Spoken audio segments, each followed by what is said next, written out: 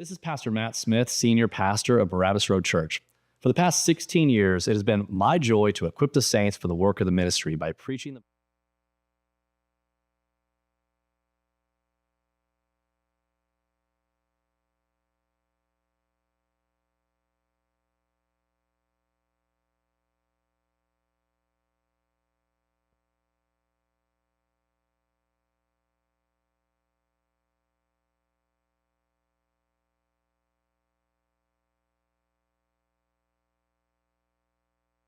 This is Pastor Matt Smith, Senior Pastor of Barabbas Road Church. For the past 16 years, it has been my joy to equip the saints for the work of the ministry by preaching the Bible verse by verse, line by line, the whole counsel of God. Our audio and video messages have reached over 158 countries and are listened to by over 5,000 people each week. Many of you who listen weekly have been through our doors, and I'm thankful that you continue to use us as a resource for your enrichment and edification. We consider you all a part of our extended church family. As you know, San Diego is a spiritually dark and financially difficult place to exist as a local church, and yet, by God's plan and purpose, He's placed us here to boldly challenge the false faith by teaching that Jesus is the only way, truth, and life. My desire is that we would continue to be a bastion of light in this dark area, that we would keep bringing you consistent biblical teaching on a weekly basis. To that end, I'm asking that you would prayerfully consider partnering with us in your missions giving. To do so, go to barabbas.com/give. I'm thankful for this task and look forward to our partnership for years to come. Are we live? All right, well, welcome, guys. Welcome to Tuesday Apologetics. We got some fun tailgating happening in the parking lot. I'm excited about that, but tonight's a doozy, so we'll see how we do it. We're covering the book right now, The Devil and Karl Marx, but before we get into the book itself, let me just remind you, so this is the last week that we're meeting at 7. So starting next week, we're going to start at 6:30. And I'm going to start 6:30, so next week 6:30, and the whole purpose of that is that we have the Adventure Club happening upstairs, and so on and so forth. So again, rather than do this in the smaller room and have this like place, we have this so it's on camera, so you can watch it, and so if you're at home, amen, but honestly, being here is also great. And the book we're covering is really important, covering Marxism, but not in the academic way you might always think. The book's basic premise is the idea that the devil is behind Karl Marx. Now, this is a crazy premise because the book is a well-researched book. The guy, Kengor, the author, was interviewed by Al Mohler. The guy's clearly respectable, but the premise that the devil is behind it shouldn't be beyond us as Christians to understand. So as we go in that book, it's going to be big. And so I predict we're going to have a lot of newer families showing up while their kids are in Adventure Club and they're walking into a teaching about the devil and Karl Marx. So feel free to catch people up. If you're watching this and this is your first time, if you go on our app, we have an app. It's very useful. If you go on our app, you can start under the classes, and you can go back and start at the beginning and kind of catch up to where we are. But we're only in chapter 2 tonight, so it should be pretty good. But other than that, those are the big announcements. So next week, 6:30. And this is for you guys, so we'll see how it goes. So let me say a quick prayer and we'll start. So God, thanks so much for this time. Help me to use it well. I pray that this time is valuable to us and that you'd help us to understand that what it looks like, what spiritual warfare actually looks like, to understand truly the sort of the demonic doctrines that exist. And especially as we look at our politics today, the things that are being taught in schools and movies, the way that we tend to think. Help us to recognize the pernicious influence of these doctrines and help us to take every thought captive to obey Christ. Use this teaching for your glory and our good in Jesus' name. Amen. All right, so The Devil and Karl Marx. Big, crazy book, big, crazy title. The last chapter we dealt with sort of the introduction we dealt with sort of the death toll of communism, Marxism, what that looks like. And then the first chapter we dealt with a bit of background to Karl Marx. This chapter is weird. And it's weird in a great way, and this is the reason I chose this book. We're going to deal with Marx's poetry tonight a little bit. And you're like, why am I here on a Tuesday night to talk about the poetry of Karl Marx? Like, what in the world does that have to do with my life? I have a million things happening. I'll say this. Marxism is an idea that we hear about constantly, and we barely know about it. But when you learn about an idea and you realize how impactful it has been, this is the number one idea that has been the contrast to sort of the Western view of how we live and how we operate and so on and so forth, which was based on the Bible, right? Marxism, sort of this other view. And it's more than just, in Russia and these places. Marxism is sort of this any view where like the victim status is sort of played forward. Marxism ultimately is all about hating someone that has more than you. And that's kind of the idea. But what I want to get to tonight, the reason this chapter is so important to me, is that it's often thought that Marxism is a system of theology, is fair to say, but a system of ideas that's meant to do something good that goes south in some way. In other words, that Marxism is a system that was meant to help mankind. It was an alternative view for society, right? Socialism leads to communism, which all of the whole thing is Marxism, right? And the idea was that eventually socialism is supposed to be good. Now, when I say it's supposed to be good, what does that mean? When Kamala Harris right now says she wants to pay for your college, she doesn't have money. She's not paying out of her account. What she wants is to take other people's money to pay for your college. And that sounds like she wants to help you.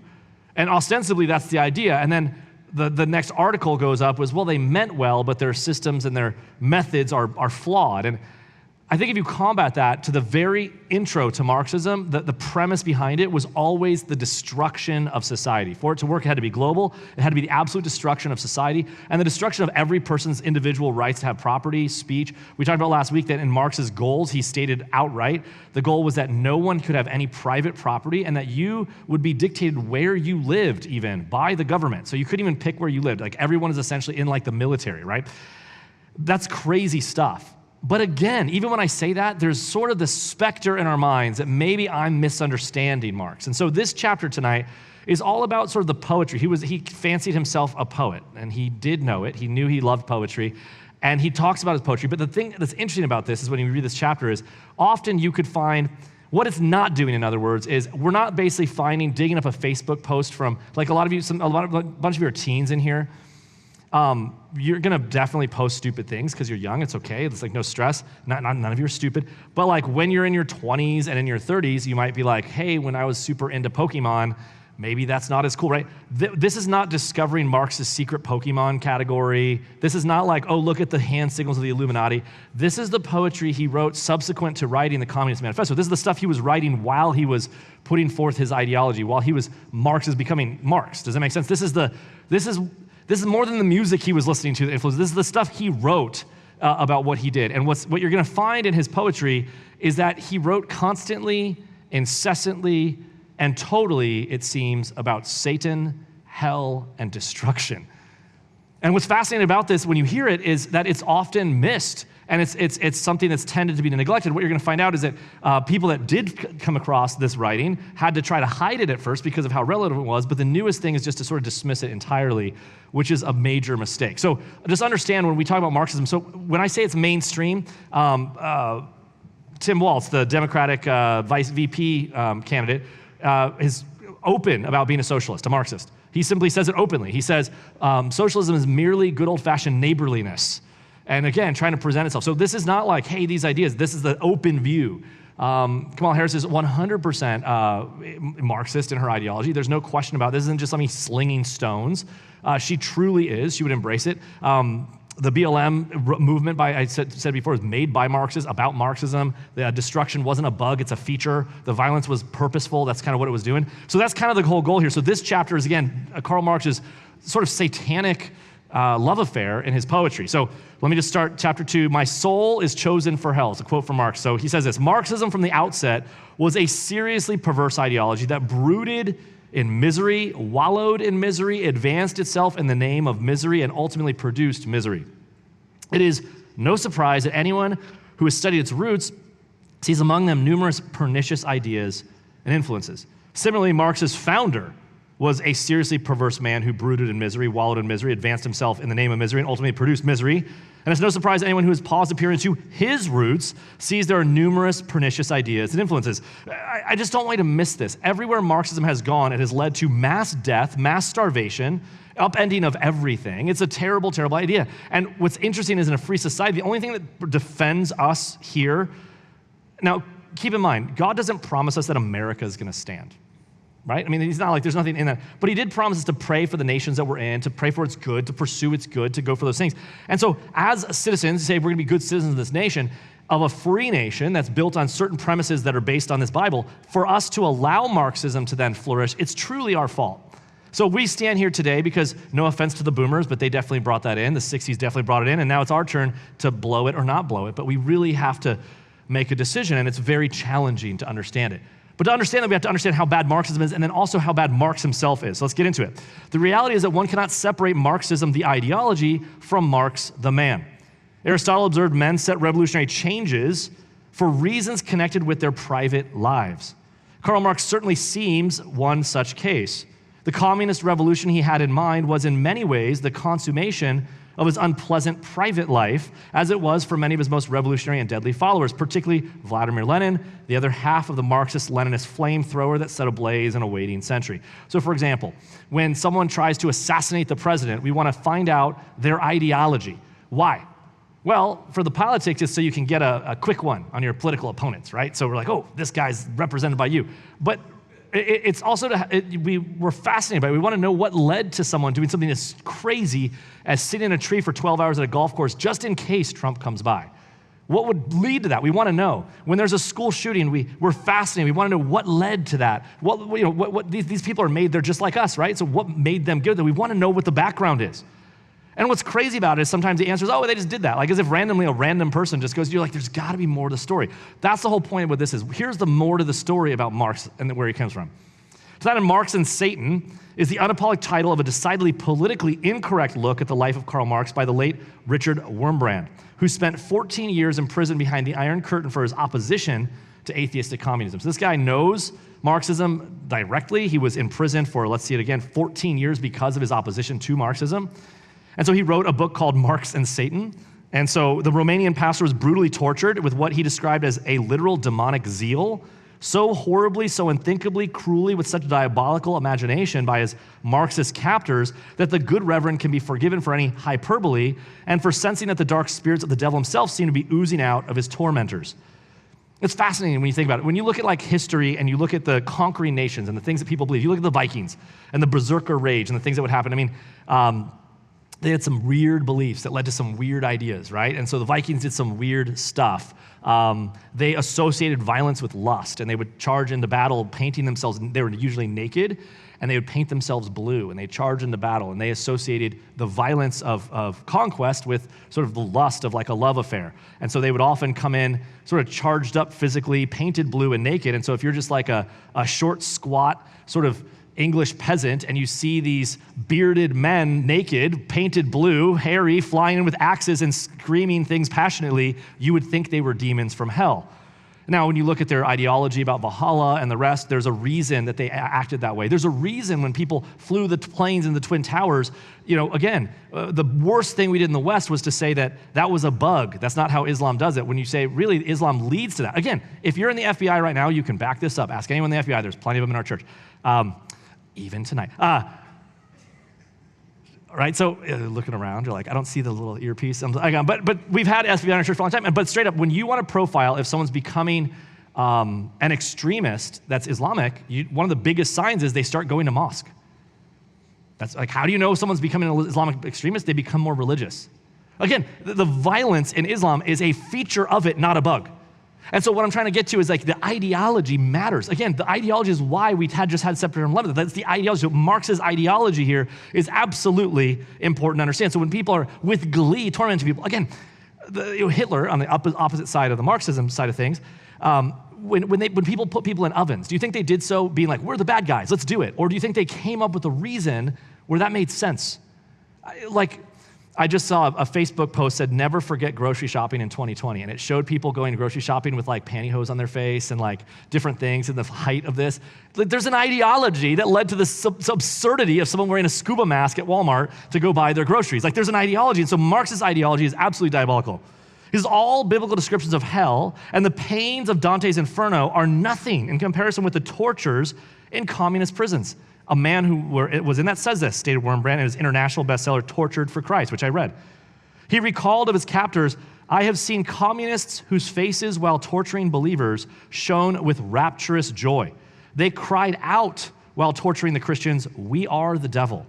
He remembered one torturer say, I thank God in whom I don't believe that I have lived to this hour when I can express all the evil in my heart. Now, it's interesting. At first, it probably comes from a mockery of God, but it's so interesting how that mockery just goes right along with that view. Wurmbrand's incendiary thesis that Karl Marx himself, let alone Marxism, owed some debt to the flames of the underworld is hard to coolly laugh off as the paranoid rantings of an embittered man. The fact is that some of Marx's earliest and most passionate written works dealt with and dwelled in the netherworld. Karl Marx, in short, wrote constantly, incessantly, and often about the devil. Marx's musings about the Prince of Darkness is a subject avoided like the 7 plagues by his aficionados, particularly recent hagiographers. It's not something that's people that study the history of Marx. Okay, it's not something students can expect to hear from their progressive professor in their Socialism 101 class at Secular U, where all Marx is good Marx.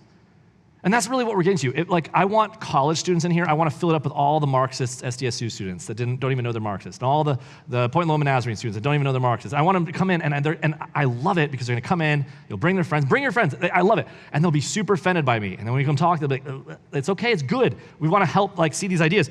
And so they come in, they're not going to hear any of this. The fact is, though, that some of Marx's earliest and most passionate written works dealt with and dwelled in the netherworld, as we mentioned. He wrote about the devil constantly. But those writings by Marx exist, and they are undeniable, and even as the few sources who've dealt with them have tended to be largely but not exclusively historians on the anti-communist side, some of these sources knew communism all too well. They lived under it. They included Yuri Maltsev, the economist who served in the Soviet government. So this man, Yuri Maltsev, writes about Karl Marx's propensity to write about the devil. He was part of the Central Planning Bureau, notably on the reform team of Mikhail Gorbachev, and today is a professor at Carthage College. So this isn't like some backwoods dude being like, it's the devil, right? It's the devil. These are like scholars who lived with it that are making stuff. Others who've dealt with this side of Marx include the best-selling popular British historian, so that means he has an accent, so he's definitely smart. Paul Johnson, right? He's the prolific Christian historian Gary North and free market historian Mark Skusin and the renowned Austrian school economist Murray Rothbard. But none of these are left-leaning sources. And yet, there have been academic scholars like Bruce Maslish and Robert Payne. And the reason I'm bringing this up is so you have some knowledge to back up what I'm saying. And these guys are not right-wing at all. They've addressed this aspect of Marx in books published by top university presses like Oxford University Press, New York University Press. So again, the reason I'm saying this at the front is that the things that you're going to hear about Marx sound crazy. They sound crazy. Now, when Trump recently, and his disastrous debate recently, brought up the cats and dogs being eaten in Haiti. And he said, I saw it on TV. And everyone laughed, and they made it a big thing. The actual issue about a town where it's 50,000 and 20,000 immigrants have come in, that's a disastrous, that's the real story. Trump does a thing that I never do as a pastor by choice, was he said the most immodest thing very boldly. I think if we say modest things boldly, it saves us that. But basically, what did people do? They seized on the thing he over-exaggerated from his source, and they basically used it to discredit the entire story. In fact, they used it to discredit the assassination attempt. They said, well, look, your rhetoric is causing bomb threats, and even though they're all hoaxes and the rest. The point I'm trying to make is, when it comes to Marx in this way, the things we're saying are not of the same quality, they're not of the same warp and woof as Trump saying, I heard there's Haitians eating cats and dogs in the streets, or let me tell you, the dogs and the cats. It's not that, okay? This is a scholarly, actual thing. This is not, we have the receipts, in other words, at the front end. Does that make sense? So Payne, for example, did a deep dive into the sordid side of Marx, notably with a chapter titled The Demons, in his impressive 1968 biography for Simon & Schuster, one of several biographies of Marx that he wrote. So this guy's a Marxist sort of expert. But in all, Marx's sordid interest in that sordid world is not some unfounded and ungrounded assertion put out by some sloppy internet blogger in our current day. It's really important you understand that. It's been clearly documented for many decades, even while ignored by so many on the political left. So let me, again, front load this. What we're about to discuss is true. It's well backed up. It's well verified. You can look all of it up. Now, having said that, it's up to you to determine how pernicious this is. Payne's translation of the shadowy side of Marx came from his reading of Marx's early poetry and theatrical dramas, which Richard Wurmbrand and Paul Johnson and other authors would pick up, expand upon, and introduce to larger audiences in books published by top trade houses like HarperCollins, okay?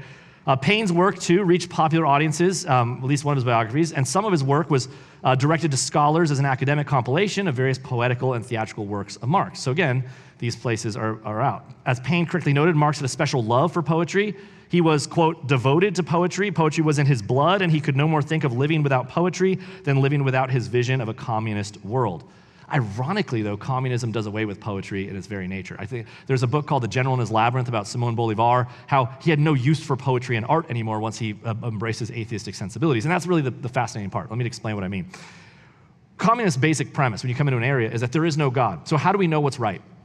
So in the past, we would say that things were intrinsically right or wrong. Right? And so that was kind of the idea. So essentially, our task as people is forever to settle conflict. At some point, we have to say, says who, and we all say mom or dad. And in this case, eventually, there's the idea there's a great lawgiver called God. Well, the communist argument comes in and says there is no God. And so you say, well, how can we know what's right? How do we know how to decide between parties? And they say, well, majority rules, or might makes right. There is no God, but the state is might, the state there is God. That's kind of the argument, right? But if that's the case, if that's based on a purely secular power ideology, then all the ideas of love and art and all the rest are sort of superfluous. And that's kind of the idea. If atheism and communism was purely secular, that would be Marx's view. But what I'm arguing right now is Marx was never secular. Secularism has always been a myth. Marx was not merely atheistic. He was anti-theistic. He was satanic in his argument. He was theological in his statements. He was not merely secular in a vacuum. Does that make sense? So Marx most admired Goethe, from whom he could cite page after page by heart. Maybe you say it another way, but not without irony. The later cultural Marxists that constituted the infamous Frankfurt School were hatched at Germany's Goethe University, or Gotti, however you say it. Paine stated of Marx that he had a retentive memory and could recite long passages of Gotti's Faust with gusto, with special preference for the speeches of Mephistopheles. Now, I've never read any of this. I'm just like, I just know it's bad. I just started looking it up on Wikipedia. I'm like, ooh. This is no casual thing. This is no casual thing. A special preference for Mephistopheles. He was especially fond of Mephistopheles' line from Faust, which is, everything that exists deserves to perish. This is no surprise. It reflects the very thinking of the man who in letters called for the ruthless criticism of all that exists, who in the manifesto declared that communism seeks to, quote, abolish the present state of things, and who at the close of his manifesto called for the forcible overthrow of all existing social conditions. Now, hear me again. Marxism calls, again, for the forcible, violent overthrow of all existing social conditions. Now, for example, I mentioned that Kamala Harris is very Marxist in her ideology, and yet she says to herself there's no place for political violence. And yet, this is true. We just lived through the summer where Black Lives Matter caused billions of dollars in damage, and people literally rioted and brutalized people. Multiple people died, and all of our media told us that this is totally okay and reasonable, and that's the whole Marxist plan. This is the goal. Again, BLM's violence was, again, the feature, not the bug.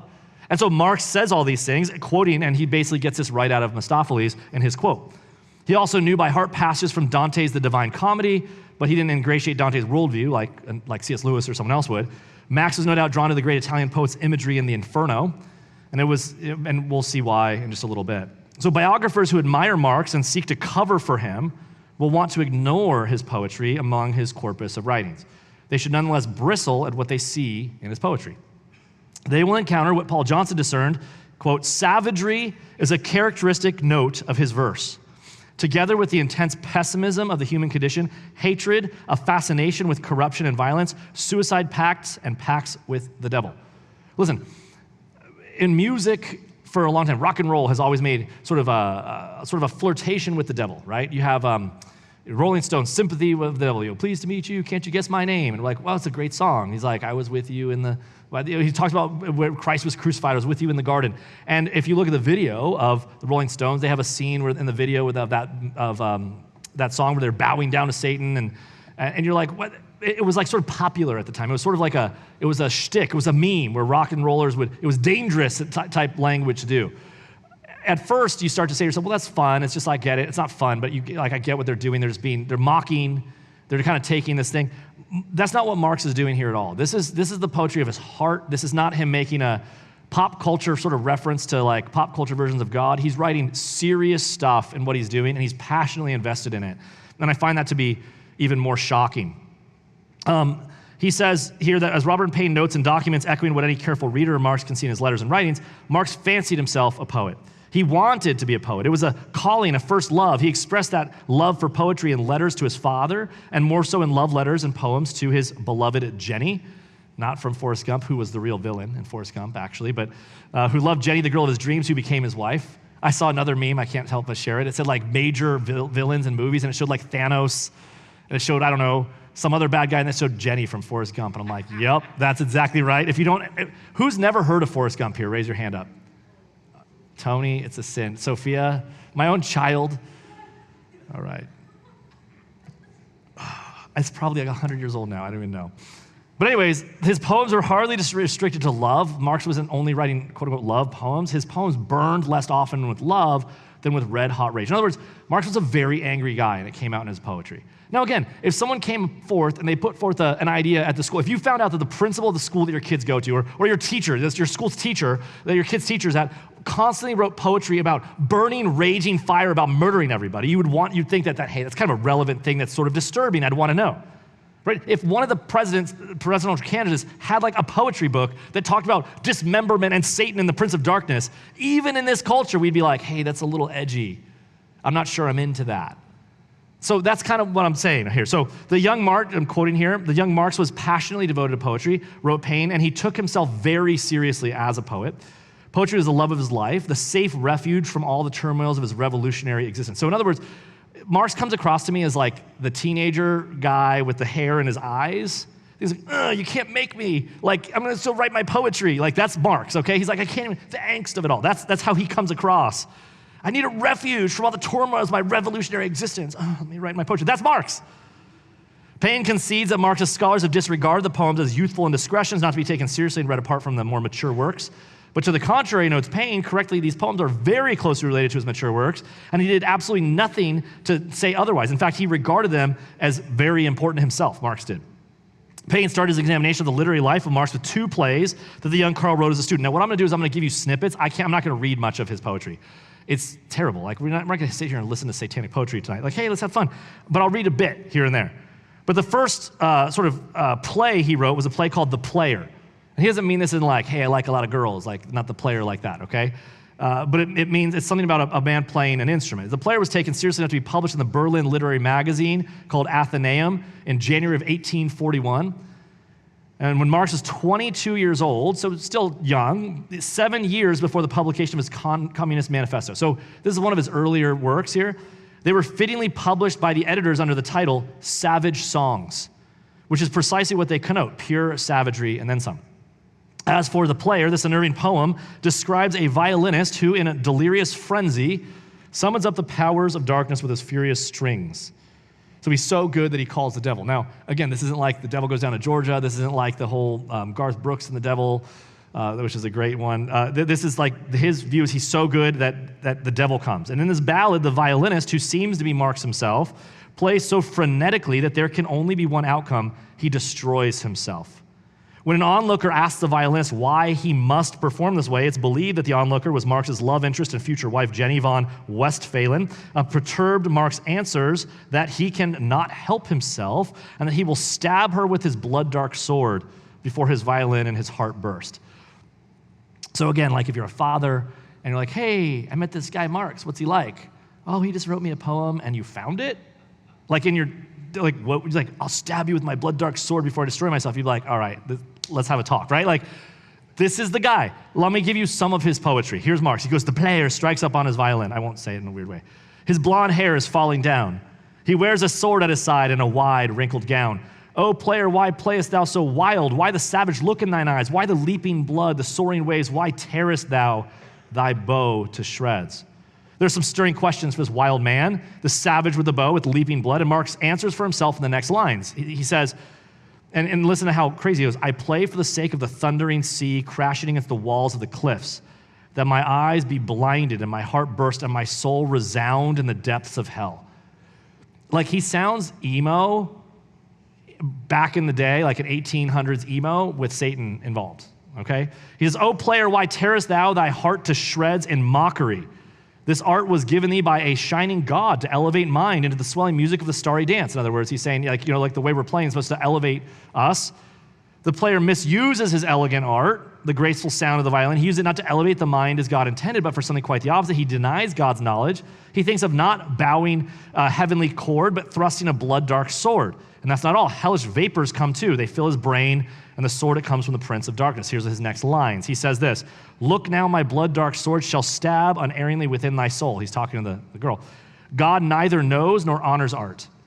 The hellish vapors rise and fill the brain. First of all, I hate when people say God doesn't like art. What a stupid thing. God made sunsets and flowers and the beauty of everything. Let me just remind you right now, when you meet someone that's doubting their faith, you should have some compassion, but you have to remind yourself, doubt in your faith and pessimism requires just as much faith as it does to believe. You have to work really hard to find that pessimism and work really hard to be so doubtful. And Marx was like, God doesn't know honors or art. He doesn't honor art. Like, what a stupid statement. Anyways, let me keep going. He goes, the hellish vapors rise and fill. It's just pathetic. I get so mad about this. I'm sorry. He goes, till I go mad and my heart is utterly changed. See, the sword, the prince of darkness, sold it to me. For he beats the time and gives the signs. Ever more boldly I play the dance of death. I must play darkly, I must play lightly until my heart and my violin burst. The player strikes up the violin, his blonde hair falling down. He wears a sword at his side and a wide, wrinkled gown. Look, there's a patheticness to Marx here. There's a patheticness to every person that fancied himself a rebel against God. It's just pathetic. Psalm 2, God sits in the heavens and laughs.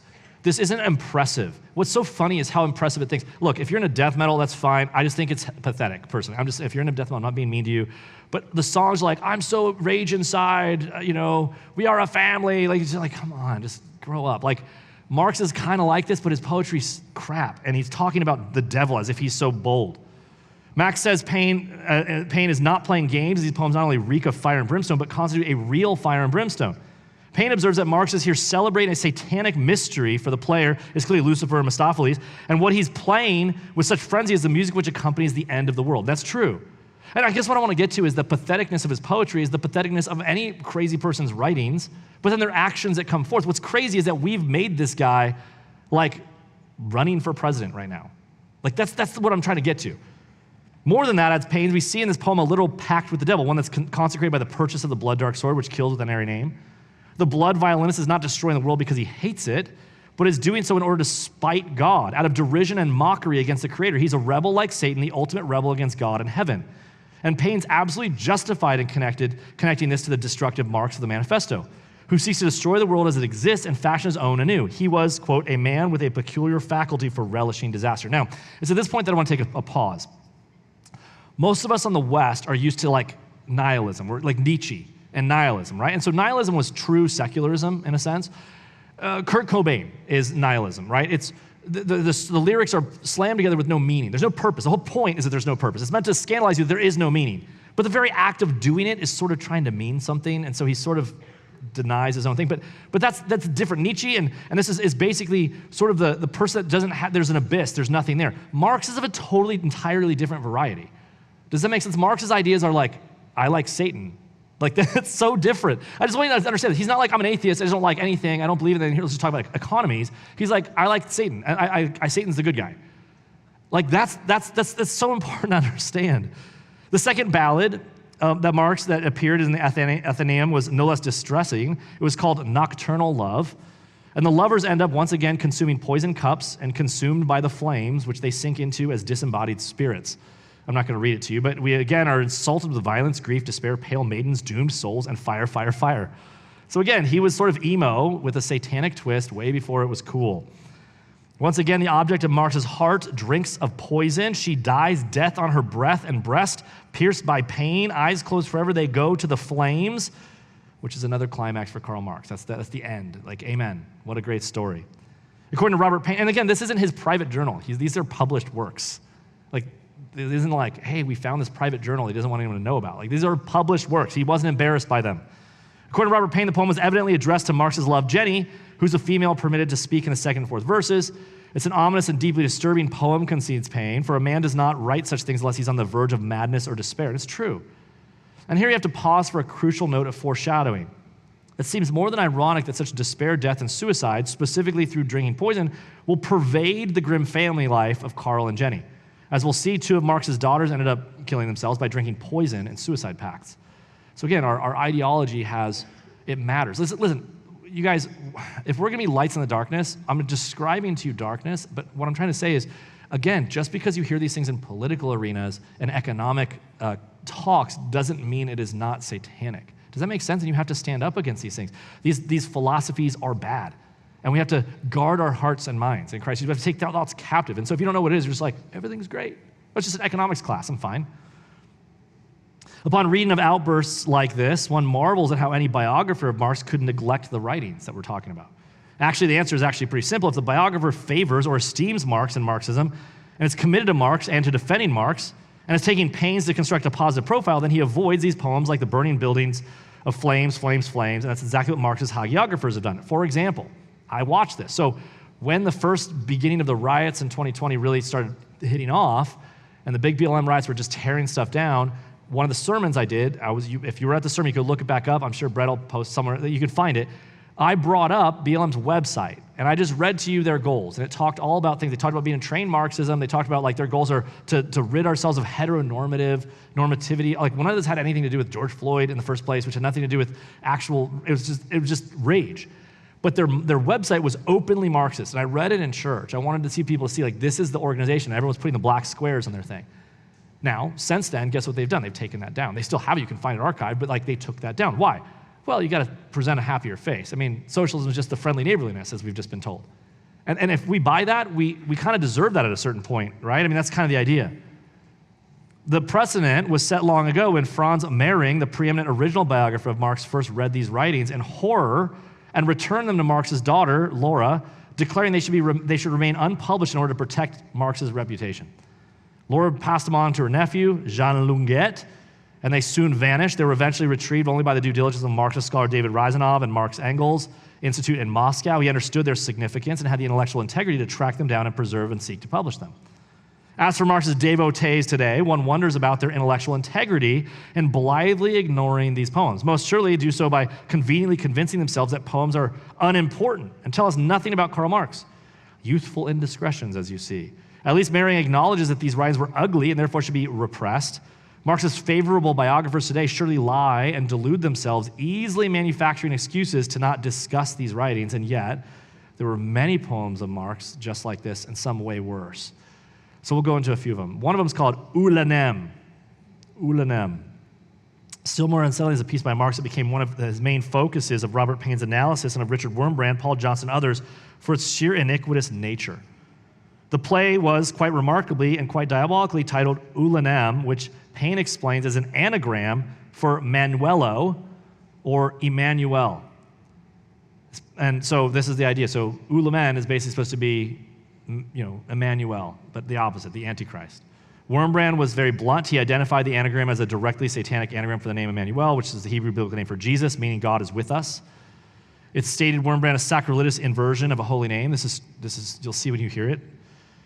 Marx's message in Ulanem, which is more than a poem, it's rather a poetic tragedy or a drama, is much more destructive than the message in The Player.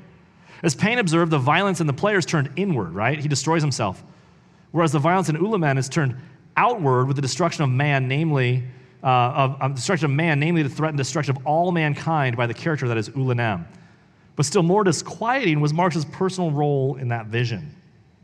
Paine observes of this particular play, quote, "We enter a world where all the characters are learned in the arts of destruction, caught in the coils of a secret rage for vengeance.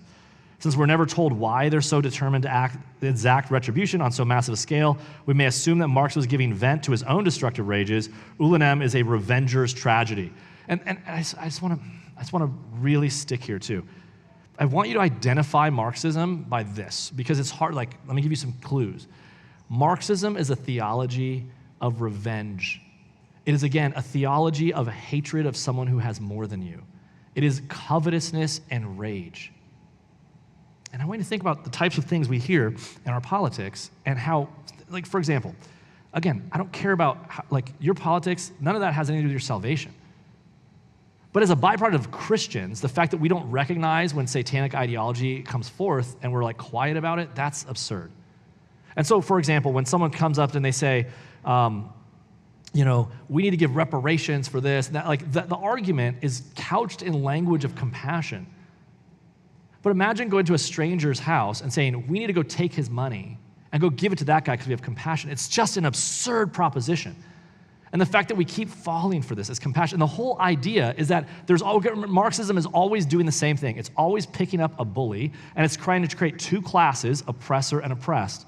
And so that's all of our identity politics right now. All of them are set up that way. There's always an oppressor, and there's always everyone else has to band together against the oppressor and take them down. Why? Because the oppressor has more than you, because you hate him. You hate their rage. And so the entire the entire current trajectory of all the policies we're seeing is, again, revenge of the losers. And I say that in the nicest way possible. America is built on a meritocracy. The idea is that you have an equal opportunity to produce, right? So everyone has the equal playing field. Literally Kamala Harris. And it just bothers me so much that people just can't see this. She literally goes on record recently. You can look her up saying that. She goes, what we want is not equality, but equity. We want people to have the same outcome. That means when you work as hard as you want, you get the same thing as a person that doesn't work. Now, who's going to dictate that, right? The laws of cause and effect, and no one dictates. It's only because Mother Government says they take from you and give to them. Now, who likes that philosophy? If you're good at something, if you're like, hey, I love the idea that I'm going to go to school and I'm going to go work hard and I'm going to get something from it, who likes the philosophy that says just take it from the people that succeed? It's the people that don't want to work. It's the lazy people. It's the jealous people. It's the ugly people. And I mean that in the nicest way possible. If God has made all of us in his image. There's a beauty in every person. But then to manage and say that there's no such thing as beauty, if you look at, again, the idea is revenge of the people that have money. Revenge, if you see someone that's more beautiful than you, this is great for women. There's a song by Ani DeFranco, it's called 32 Flavors. She goes, God help you if you are an ugly girl. Of course, too pretty is also your doom. Everyone harbors a secret hatred for the prettiest girl in the room. And this is secular kind of knowledge, that there's sort of the frenemies, and everyone wants to put each other down. And in the secular world, that's sort of the normative way of things. Marxism is encapsulating that into a theological and governmental system, which is built on let's hate the people that have stuff and take it from them. And when we participate in it, we're participating in a satanic philosophy that is anti-human in every way. And that's the most crazy thing about this, is when you realize all the philosophies of let's make an ugly man with a beard win the Miss America contest.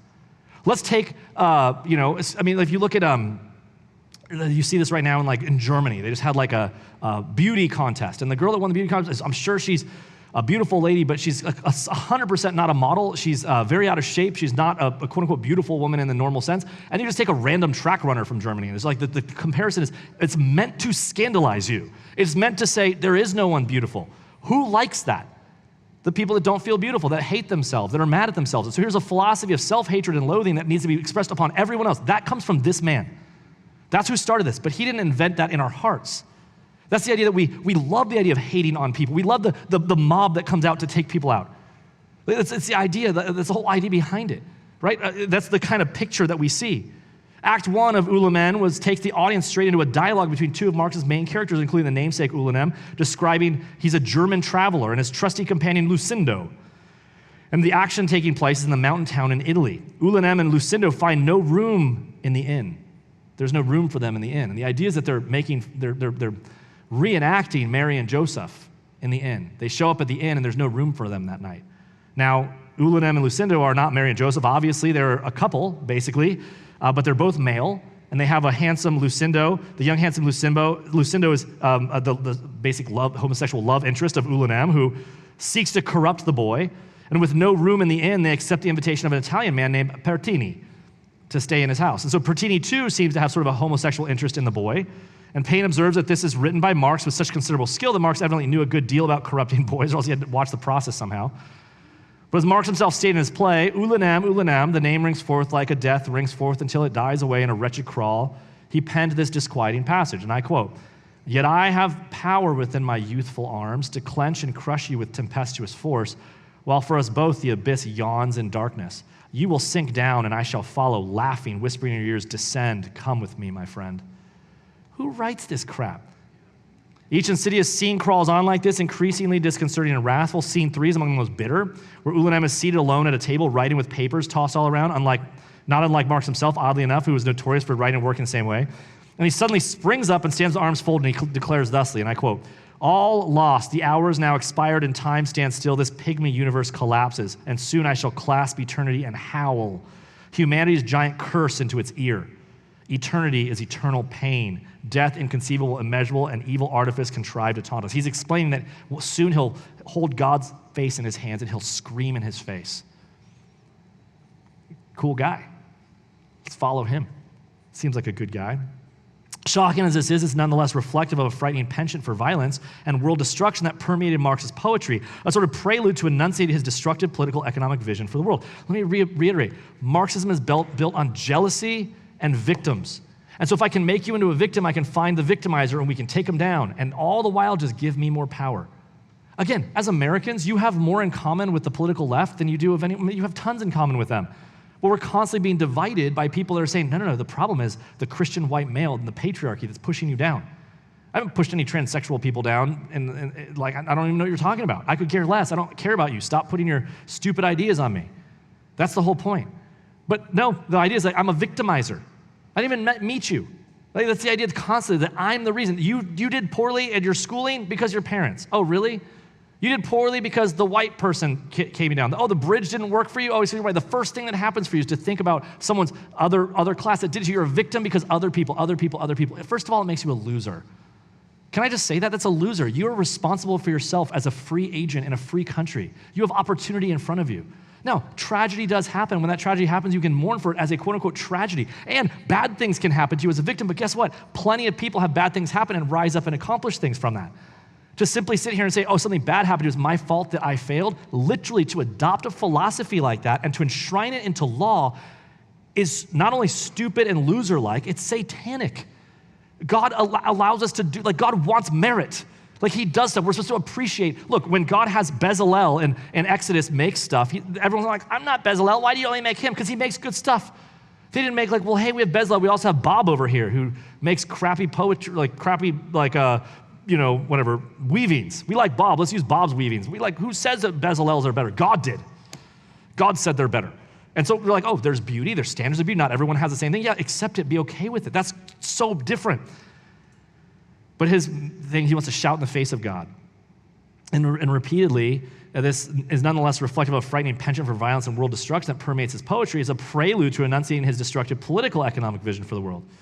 In a scene that repeatedly shouts curses and that smashes the world to pieces, he says, I'll smash to pieces with my enduring curses, he says. Marx continued with the dreary, helpless narrative, and he summed it up coldly. He said this, to the worlds, they see it and go rolling on and howl the burial song of their own death. And we, apes of a cold God, still cherish with frenzied pain upon our loving breast the viper so voluptuously warm. That it, as universal form, rears up and from its place on high grins down on us, and in our ear till loathing's all consumed, the weary waves roar onward, ever onward. Now quick, the die is cast and all is ready. Destroy what only poetry's lie contrived. A curse shall finish what a curse conceived. In other words, God put a curse upon man in the fall. Satan's the good guy. The curse is what's going to take God down. That's what he's saying. Payne notes with Ulamen sees himself as the agent of destruction, as the judge who condemns and then acts as executioner, confident he's in possession of the powers of God to annihilate the universe.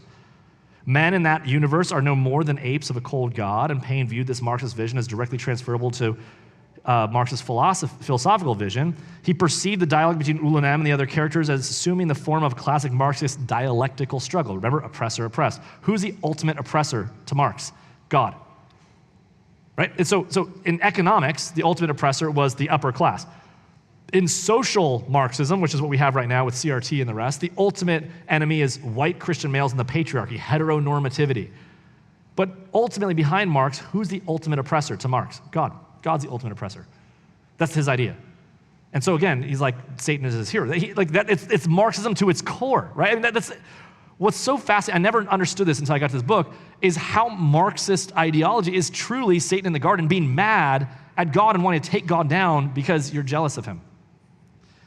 Payne affirmed that the speech of Ulam is important to understanding Marx's ideas, combat or death, bloody struggle or annihilation. He notes that in the Communist Manifesto, we hear the, quote, same strident voice calling for a war to the death between the proletariat and the bourgeois, a merciless battle with no quarter given by either side. It's important to observe Marx's philosophy of the destruction of the classes has its root in romantic drama and its war against Satan.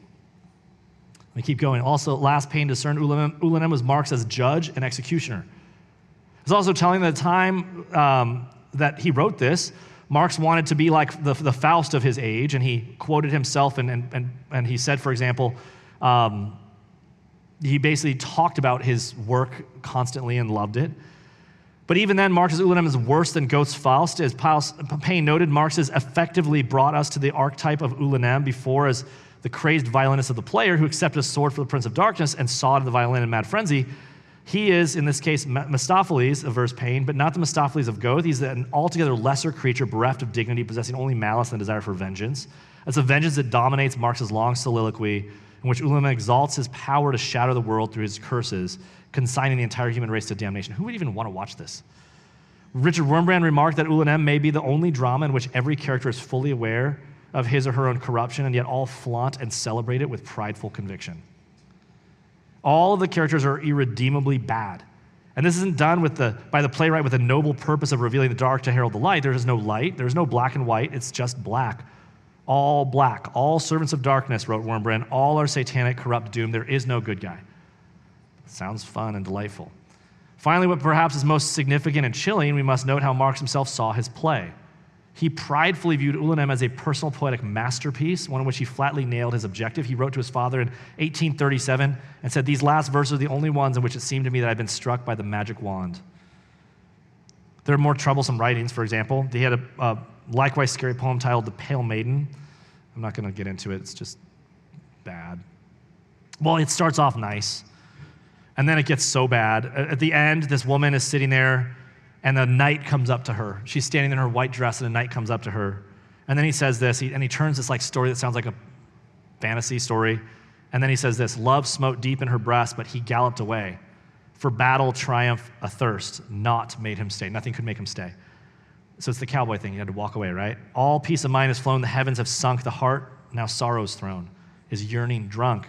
And when the day is past, she kneels on the floor before the holy Christ, a praying once more." So he references this girl praying to Jesus because her love interest went away. That's what Marx writes. And again, the scene moves from this to the next scene where he says, "And thereupon that form another encroaches." So while she's praying to Jesus, another encroaches to take her heart by storm. Against her self-reproaches. "To me your love is given for time unending. To show your soul to heaven is merely pretending." She trembles in her terror, icy and stark. She rushes out in horror into the dark. She wrings her lily-white hands, a teardrop starts. Thus fire the bosom brands and longing the heart. Thus heaven I've forfeited. I know it full well. My soul, once true to God, is chosen for hell. He was so tall, alas, of stature divine, his eyes so fathomless, so noble, so fine. He never bestowed on me his glances at all, lets me pine hopelessly to the end of the soul. It's loving Satan. I mean, again, it starts off like, imagine it's like a B-rated romantic movie that turns into like a satanic worship fest where she loves Satan. I mean, I love the author here. He says, "What to make of this? In fact, one is tempted to literally ask, what the hell to make of this? What was Karl Marx saying? What kind of freak horror show was he offering?" And then he goes on and says, "I don't know." Wurmbrand went so far as to make the case that Marx himself was a Satanist, one who plunged in the depths of Satanism. His soul was no longer true to God, but was now true to Lucifer. Admirers of Marx will surely want to dispute that, given their fealty to their beloved founding father. But nonetheless, there's no debating the man's misery and shaking his fist at God, and these two attitudes reinforce one another in his project, whether poetical or political. There's no support for the view that Marx entertained lofty social ideals about helping mankind. There's none. That's what Wurmbrand said. Marx hated any notion of God or gods. He determined to be the man who would kick out God. Now, let me just kind of cover this. We're almost done. Modern Marxist oddballs will find reasons to defend this nightmarish trash in a way, of course, they never would do to say a Republican president penned such a pernicious claptrap, or anyone else for that matter that they don't like. They'll want to say he was joking, having fun, thus begging the intriguing question of how exactly this humorous, so we have to beg things like, how is this humorous or fun? Maybe being ironic, perhaps role-playing of some curious sort. The problem with such assertions is that we cannot say any of that with certainty. At the same time, those who dislike or disdain Marx, we shouldn't go dashing the opposite direction. Remember, don't make the mistake that Trump did and say, they're eating the dogs and cats. Like, don't overstate your case, right? And chalk this up as a telltale sign of, say, explicit devil worship. I don't think Marx is like bowing to the devil. It's just, he's using the same pen to pull out a piece of paper to sign a contract, selling his soul to Satan, perhaps. Like, that's not what we're saying. But there's no evidence to say that. But let's be very careful. We should concede one reality beyond dispute. It's at least, at the very least, highly disconcerting. It should pause. It should give you pause. Marx's progressive cheerleaders might also want to write this off as the innocent musings of youth, right? They're like, oh, he's just being a kid. There's two big problems with that. First, like, typical youth don't write and publish verses like this. This isn't like his Dear Diary that you found. And if Marx's pom-pom boys and girls like to go that route, then you have to ask them directly, did you write garbage like this when you were a kid? I doubt it. And second, this is the bigger problem, Karl Marx was not exactly a kid when he scribbled the twaddle. He wrote The Pale Maiden in 1837, his 19th year of life, and he wrote The Player in 1841, right before his Communist Manifesto came out. So this is like the Marx that we know. If we want to toss out the whole period, then we have to toss out who he came. And you also can't, here's the other thing he says, there's recent hagiographic film universally hailed by all called The Young Marx. You want to talk about The Young Marx and then skip over the fact that he's writing satanic songs and demons? I mean, it's like the guy's crazy. More than that, one can't shrug off such poems by simply claiming they were mere youthful musings. Again, these are the years that Marx was Marx. These are the years that Marx was in his college years, his graduate work years, his dissertation years. This is the time he left his Christian faith of his teen years when he launched into his most prolific writings. The 1840s were the peak of his writings, and the manifesto that is the Communist Manifesto. Again, when Tim Walz says he's a socialist, it's from the Communist Manifesto, which came out, what, in 1847, a few years after this poem. I mean, that's like recent. Again, if you want to make an attorney of the 6 years, it just doesn't work, okay? The whole thing doesn't work. And so any informed Marxist knows, there's a giant list of his works, and you can see that these poems, letters, articles, books, critiques, and many more are the ones that people study about Marx. And the reason we bring this up is if you look at his works, the ones that they like, interspersed in all of them is crazy, dumb poetry about Satan. That's the point. It wasn't like, oh, that was Marx's satanic phase. No, in the midst of all of his work, he was simultaneously also writing works about Satan. And that's kind of the idea that we're getting at. Above all, Marx met Engels during this time in November 1842 when he was writing this stuff. And this is when he plotted to change the course of history while he's writing these things. And this is the Karl Marx of history. The man's heart was tormented, governed, as we've seen, by some sordid and disturbing things. And that's it. I'm not going to go any further tonight. I just want to talk about it just briefly. I skipped over a ton just because it's gross. Look, as Christians, talking about Marxism can create a caricature of saying, that's Marxism, it's communism. Like it's almost a meme at this point because we don't know what it is.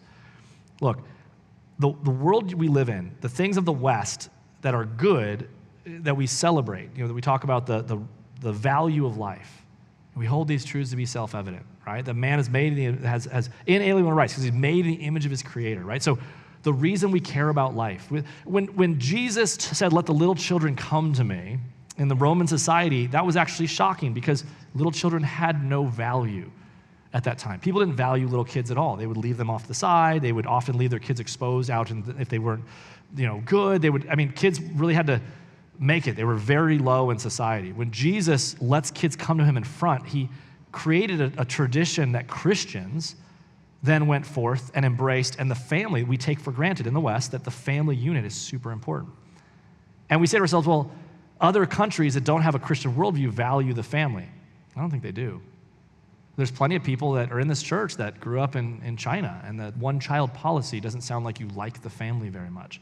The idea of sending your kids to public school in the first place, I'm not saying you shouldn't do it, I'm not saying you can't do it, but I am saying the whole premise of public school in the first place wasn't merely education, but indoctrination from its outset. Just read Dewey. The argument I'm getting at is that the basic premises of the Christian faith, the value of the family, the value of marriage, that we hold these things, the value of human dignity and life. I mean, again, you have this scenario where God has given us, I keep saying it, inherited obligations. And those inherited obligations are obligations that we're born and that we accept. And the Bible's calling us to conform to those obligations. And it's so radical when you actually stop and think of what that looks like. So for example, if you're here right now and you're having trouble, let's say, at your job. Let's start with your job. And you talk to me as a Christian. Now, if you talk to a secular counselor, I'm going to talk about how you feel. I'm going to talk about you coping with your feelings. And what I'm basically doing is saying that your feelings have authority. We've talked about this before.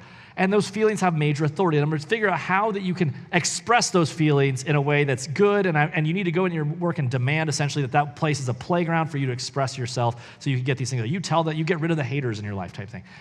You come to me as a Christian and you say, my boss is terrible and they treat me this way. And I can say, well, you can get another job. You're not a slave. You have options. But if you're going to stay at that job, be a good employee. But it hurts. Be a good employee. That's what God wants you to do. Why? He tells us to. He says, we're working for God. He's sovereign. Trust God. Jesus submitted himself to the cross, trusting God. He didn't despise it. He embraced the cross, trusting it. That rankles. That goes against all our sensibilities. Don't you care that I'm suffering? Doesn't God care that I'm suffering? I'm like, yeah, he does. But if the argument and the goal of our life is our own happiness or unhappiness merely, then God becomes a means to an end. And when God doesn't meet that end, he's now thrown away. He's not useful to you anymore. Who's God in your life at that point? It's not God. How are you any different than Marx? God's useful to you as long as he gives you what you want. But what happens when you don't get what you want?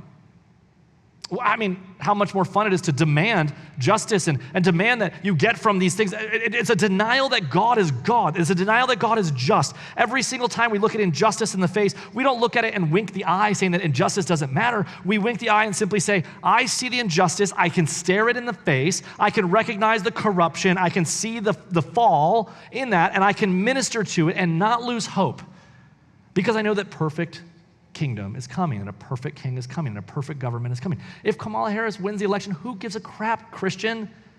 King Jesus is coming. If America turns into, Mexico, who cares? King Jesus is coming. The sufferings of this present time aren't worth comparing. That philosophy is such a threat. That philosophy of loyalty to Christ, that philosophy makes you free from all the forces that want to make you hate.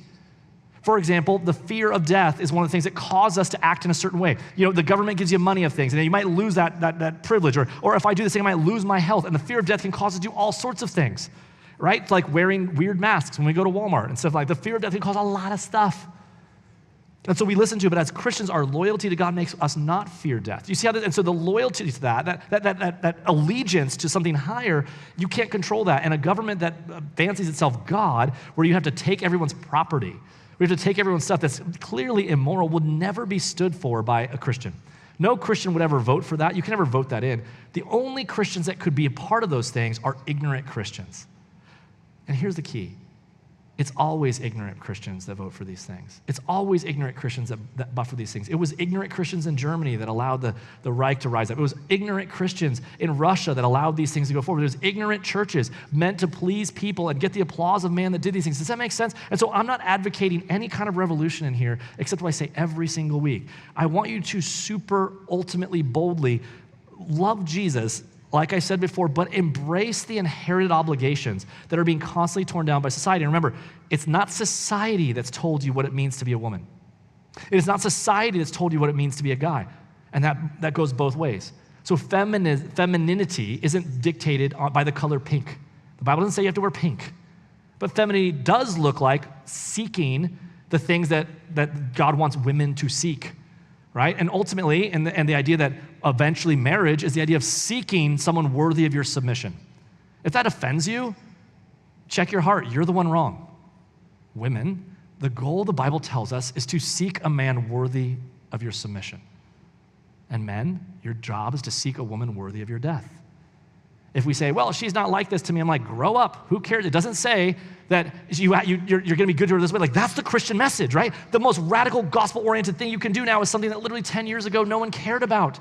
If you're a college student, let me say this. If you're like a year or two out of college, and you meet, today, let's say, it's a thought experiment right now. You meet a person, you meet a couple.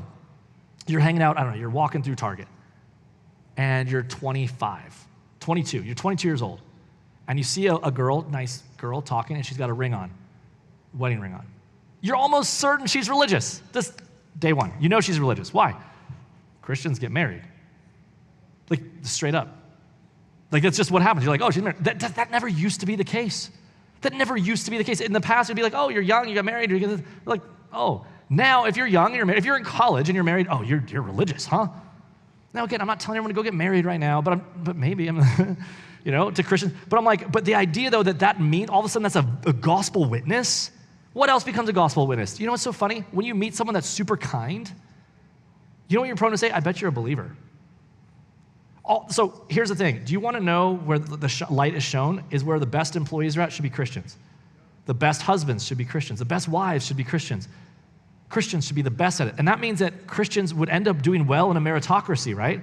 Ostensibly, if you follow and trust the Lord and you put God first as a Christian, what happens? You probably would find yourself being promoted. You'll probably find yourself getting opportunities. You know what? You probably will be healthier. You want to be a good husband, you're going to take care of your family, and you go to work, men, you should work out so you can protect your family a little bit, right? Maybe do a little martial arts. Like you do major things. You know what happens if you're trying to take care of your family, working out, trying to do it? You probably look a little healthier. You probably eat a little bit better. Like, there's a difference between that and the miserable sort of like picture that we're constantly being sold to. And it's not just in our politics, it's in our movies. It's in this ridiculous Snow White movie I brought up multiple times. It's in constant upending of these normal roles. And so embrace the normal thing and conform them. Don't be afraid, and don't be afraid of words. Because right now, words are all that you get against you. But Marxism starts with words and it ends with worse. And so if we're gonna be cowed by words, your kids are gonna face bullets. Let's pray. God, make us bold. Make us bold about our love for one another. Make us bold about the roles you've given us. Help us not to be afraid of beautiful things. Help us to recognize when there's beautiful people, beautiful poetry, beautiful movies and books. Help us not to constantly deconstruct. Help us not feel pressure constantly to validate says who. Lord, we live in a world that allows us to have certainty because we know you. We have the ability to see. Lord, we are able to see right and wrong. We're able to know how to act. When things are troubling in our lives, we know where wisdom is found. Lord, help us to be bold about this. Help us to be in your word. Help us to be in your word and in one another's lives, singing psalms and hymns and spiritual songs, living the one another's out boldly. And God, I pray that you would use us as a true light for people that are just drowning in the ridiculous darkness that they know is wrong. Lord, I pray people would know, every single person in this room, I pray they get divine appointments this week and they're able to bring people to church and bring people to the gospel and bring people to the truth and bring people to the eternal life that we're living right now. We praise you in Jesus' name. Amen. All right, we'll see you next week. God bless. This is Pastor Matt Smith, senior pastor of Barabbas Road Church. For the past 16 years, it has been my joy to equip the saints for the work of the ministry by preaching the Bible verse by verse, line by line, the whole counsel of God. Our audio and video messages have reached over 158 countries and are listened to by over 5,000 people each week. Many of you who listen weekly have been through our doors, and I'm thankful that you continue to use us as a resource for your enrichment and edification. We consider you all a part of our extended church family. As you know, San Diego is a spiritually dark and financially difficult place to exist as a local church, and yet, by God's plan and purpose, he's placed us here to boldly challenge the false faith by teaching that Jesus is the only way, truth, and life. My desire is that we would continue to be a bastion of light in this dark area, that we would keep bringing you consistent biblical teaching on a weekly basis. To that end, I'm asking that you would prayerfully consider partnering with us in your missions giving. To do so, go to Barabbas.com/give. I'm thankful for this task and look forward to our partnership for years to come.